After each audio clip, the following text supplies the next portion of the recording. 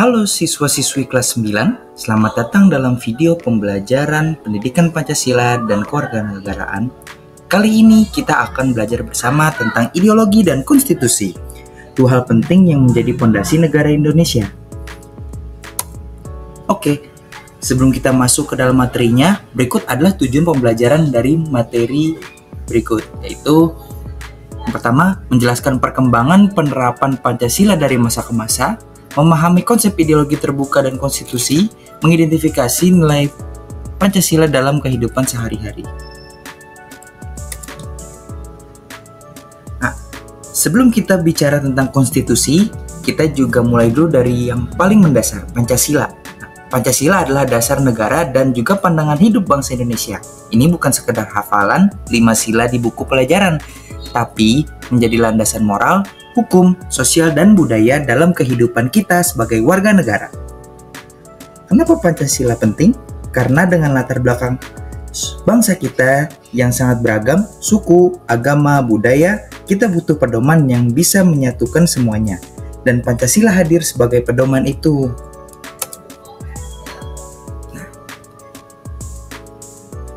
Penerapan Pancasila sebagai ideologi negara tidak selalu berjalan mulus. Sepanjang sejarah, kita bisa melihat perubahan dan tantangan pada setiap masa pemerintahan. Seperti masa awal kemerdekaan, ini penuh tantangan seperti pemberontakan PKI, DITII, PRRI, dan Permesta. Selanjutnya, pada Orde Lama, terjadi penyimpangan konstitusi termasuk gagasan presiden seumur hidup. Pada Orde Baru, stabilitas politik memang dijaga, tetapi ada pembatasan terhadap hak-hak politik warga juga pada masa ini. Nah, terakhir pada reformasi, muncul kebebasan berekspresi, namun tantangan moral dan etika dalam kehidupan berbangsa juga semakin kompleks. Di sini kita belajar bahwa menjaga nilai-nilai Pancasila bukanlah tugas masa lalu. Ini tugas kita semua hari ini dan masa depan. Selanjutnya ada Pancasila sebagai ideologi terbuka. Nah, apa maksudnya Pancasila sebagai ideologi terbuka? Artinya Pancasila bisa beradaptasi tanpa kehilangan nilai dasarnya. Nilai-nilai dasar Pancasila seperti berikut: ketuhanan yang Maha Esa, kemanusiaan yang adil dan beradab, persatuan Indonesia, kerakyatan yang dipimpin oleh hikmat kebijaksanaan dalam permusyawaratan perwakilan. Dan terakhir ada keadilan sosial bagi seluruh rakyat Indonesia. Nah, meski waktu terus berjalan, nilai-nilai ini tetap relevan dan menjadi pegangan kita dalam kehidupan sehari-hari. Nah, selanjutnya konstitusi dan pembukaan UUD 1945. Nah, selanjutnya kita masuk ke bagian yang tak kalah penting, yaitu konstitusi. Konstitusi adalah hukum dasar tertulis yang menjadi dasar penyelenggaraan negara di Indonesia. Kita mengenal Undang-Undang Dasar Negara Republik Indonesia tahun 1945 atau UUD 45. Dalam pembukaan UUD 1945 termuat nilai-nilai Pancasila serta 4 pokok pikiran utama. Yang pertama ada perlindungan hak asasi manusia, kedua persatuan, 3 kedaulatan rakyat, 4 keadilan sosial. Jadi, konstitusi dan Pancasila saling melengkapi. Pancasila sebagai ideologi dan UUD 1945 sebagai aturan hukumnya.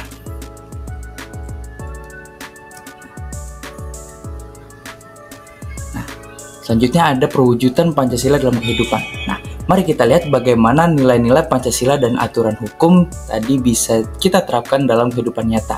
Nah, dalam bidang politik dan hukum, kita ikut pemilu dengan jujur, tidak menyebarkan hoaks, dan taat pada aturan hukum. Nah, dalam bidang sosial budaya, kita menghormati perbedaan, menjaga toleransi, dan menjunjung nilai gotong royong. Dalam bidang ekonomi, kita bersikap adil, tidak korupsi, dan ikut mendukung kesejahteraan bersama. Nah, dalam bidang pertahanan dan keamanan, kita menjaga perdamaian dan menghargai petugas keamanan. Nilai Pancasila bukan hanya dibaca di pelajaran, tapi dihidupi setiap hari. Selanjutnya, kita masuk ke dalam materi peraturan perundang-undangan. Yang pertama ini ada hierarki perundang-undangan nasional, yaitu sebuah aturan yang dibuat agar kehidupan bermasyarakat tertata dengan baik dan lebih bermanfaat bagi semua orang. Apalagi Di masyarakat serta bangsa dengan kehidupan yang beragam seperti Indonesia, harus ada satu pengikat bersama agar kehidupan yang berbeda tersebut berjalan dengan harmonis. Nah, apa yang dibutuhkan itu? Ya, aturan.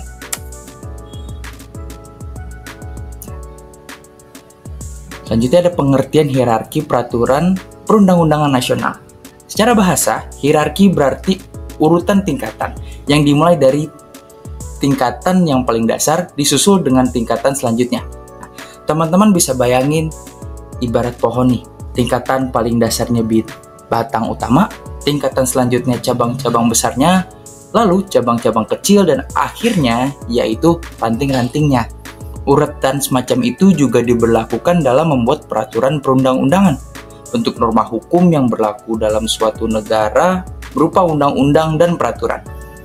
Dengan undang-undang dan peraturan tersebut, kehidupan berbangsa dan bernegara diatur, seperti Indonesia melalui pasal 1 ayat 3 Undang-Undang Dasar Negara Republik Indonesia tahun 1945 bahwa Indonesia adalah negara hukum. Nah, selanjutnya ada dasar penyusunan peraturan perundang-undangan nasional. Pembuatan ketentuan hukum harus diatur agar dapat melahirkan ketentuan hukum yang baik. Dalam UUD NRI 1945 telah diatur pada pasal 22A yang berbunyi, ketentuan lebih lanjut tentang tata cara pembentukan undang-undang diatur dengan undang-undang.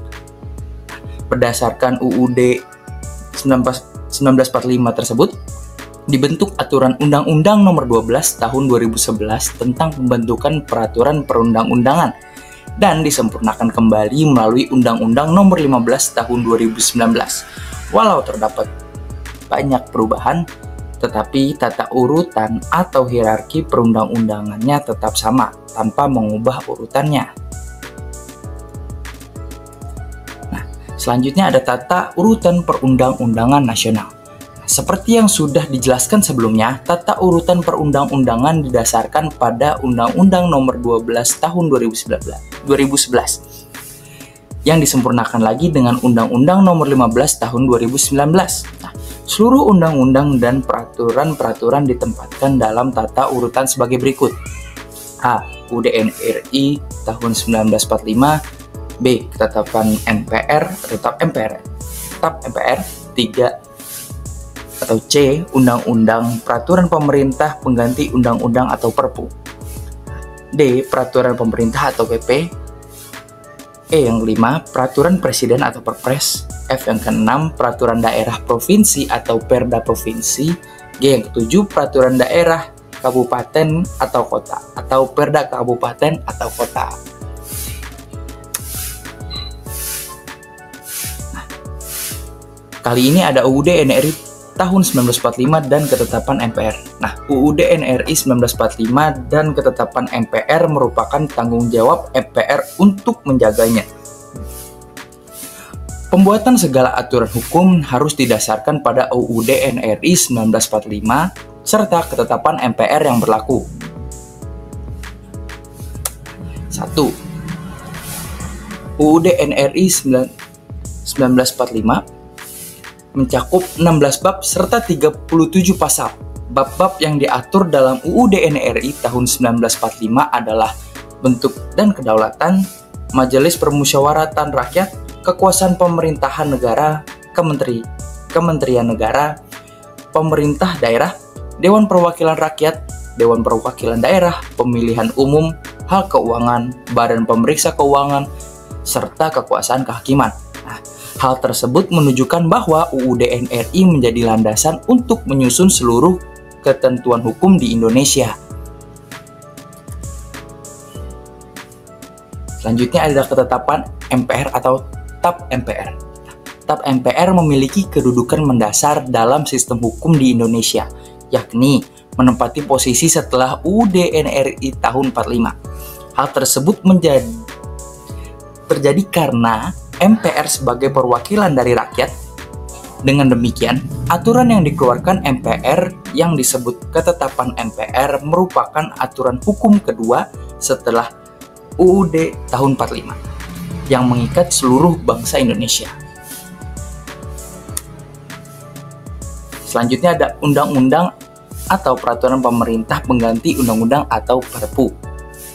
Seperti yang sudah dibahas sebelumnya, UUD NRI merupakan aturan hukum dasar, dan hal ini perlu didukung dengan berbagai undang-undang yang menjadi ketentuan hukum di berbagai bidang masing-masing. Undang-undang merupakan penjabaran atau pengaturan lebih terinci dari isi UUD NRI 1945. Dalam pelaksanaan, undang-undang banyak tantangan sehingga seringkali tidak dapat berjalan dengan baik. Bila hal tersebut terjadi karena ada kepentingan yang memaksa serta mendesak atau hal lainnya, maka pemerintah dapat membuat peraturan pemerintah pengganti undang-undang atau Perpu. Undang-undang atau UU nih. Dalam peraturan perundang-undangan, Dewan Perwakilan Rakyat atau DPR menyusun undang-undang dengan persetujuan presiden sebagai pimpinan pemerintahan. Dalam membuat UU, DPR butuh persetujuan pemerintah karena presiden merupakan pelaksana dari undang-undang tersebut. Nah, proses membuat undang-undang diawali dengan membuat rancangan undang-undang atau RUU oleh DPR. RUU tersebut diajukan kepada presiden secara tertulis. Kemudian presiden akan menugasi menteri di bidang yang terkait untuk membahas RUU bersama DPR. Setelah tercapai kesepakatan, RUU disahkan oleh presiden menjadi UU. Selanjutnya ada peraturan pemerintah pengganti undang-undang atau Perpu. Nah, Perpu merupakan perundang-undangan yang ditetapkan oleh presiden dalam hal kegentingan yang memaksa kondisi genting dan memaksa merupakan keadaan yang dipandang darurat dan perlu payung hukum untuk melaksanakan suatu kebijakan pemerintah. Nah, kedudukan Perpu setara dengan UU dan memiliki muatan materi yang sama dengan UU. Contoh dari Perpu ini yaitu saat pandemi COVID-19, banyak daerah yang terkena akibatnya, sehingga memerlukan dukungan keuangan dari pemerintah pusat. Untuk itu, pemerintah harus melakukan perubahan alokasi anggaran dari yang sudah direncanakan sebelumnya, sehingga pemerintah membuat Perpu menyangkut penanganan pandemi COVID-19 hingga dapat mengeluarkan anggaran yang diperlukan.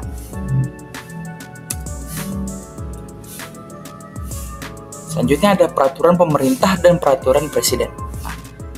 Peraturan pemerintah atau PP dan peraturan presiden atau Perpres adalah panduan teknis untuk memperjelas penerapan suatu undang-undang secara terinci. PP dan Perpres hanya akan dibuat setelah ada undang-undangnya. Pertama, ada peraturan pemerintah.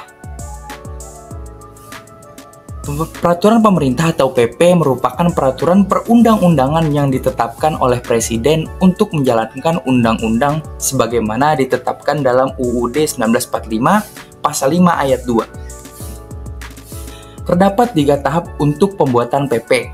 Pertama, tahap perencanaan rancangan PP yang disiapkan kementerian atau lembaga pemerintah lain sesuai bidang yang terkait PP tersebut. Kedua, tahap penyusunan oleh panitia antar kementerian atau lembaga pemerintah tersebut. Ketiga, pemerintah tersebut dan juga penetapannya dan pengundangan PP oleh presiden.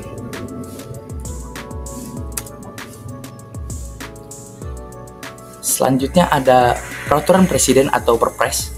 Dalam Perpres terdapat keputusan presiden atau Kepres yang juga dibuat oleh presiden. Jika persoalannya lebih umum, maka Perpres yang digunakan. Namun, jika menyangkut hal yang lebih spesifik, presiden dapat mengeluarkan aturan Kepres. Berdasarkan UU nomor 12 tahun 2011 yang diperbarui dengan UU nomor 15 tahun 2019, proses penyusunan Perpres mengikuti beberapa tahapan. Pertama, penyusunan rancangan Perpres melalui pembentukan panitia antar lembaga, baik kementerian maupun non-kementerian yang terkait. Nah, selanjutnya yaitu pengharmonisasian, pembulatan, dan pemantapan konsepsi rancangan. Peraturan presiden dikoordinasikan oleh menteri di bidang hukum.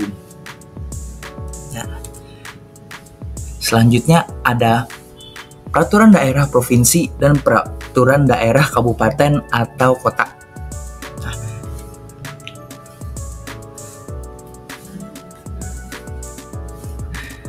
Peraturan daerah provinsi atau Perda provinsi merupakan peraturan perundang-undangan yang dibentuk oleh Dewan Perwakilan Rakyat Daerah atau DPRD provinsi dengan persetujuan dari gubernur. Sebagai perda, pembuatannya pun harus berpegangan kepada aturan yang berada di atasnya dan tidak boleh bertentangan dengan aturan-aturan yang berada di wilayah pusat. Berdasarkan UU Nomor 15 Tahun 2019, proses penyusunannya dimulai dengan membuat rancangan yang diajukan oleh DPRD provinsi atau gubernur. Jika DPRD provinsi yang membuatnya, maka DPRD provinsi mengajukan rancangan perda kepada gubernur secara tertulis. Selanjutnya, kedua belah pihak membahas rancangan tersebut bersama-sama. Apabila kedua pihak telah setuju, maka gubernur pun mengesahkan rancangan tersebut menjadi perda provinsi.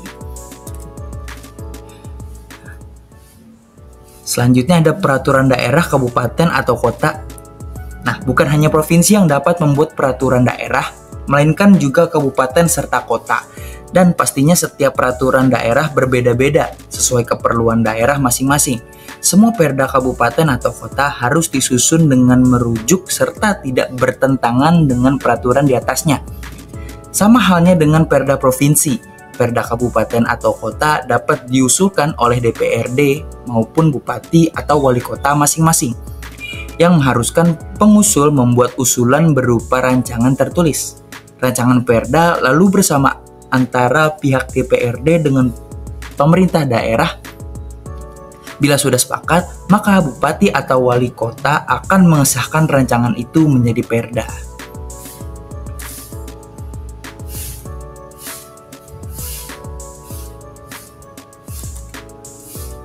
Oke, mari kita akhiri dengan satu pesan penting. Menjadi warga negara yang baik bukan soal menghafal ideologi dan pasal-pasal hukum, tapi bagaimana kita mengamalkan Pancasila dan menaati konstitusi dalam kehidupan sehari-hari. Terima kasih sudah menyimak video ini. Sampai jumpa di pembelajaran selanjutnya. Dadah!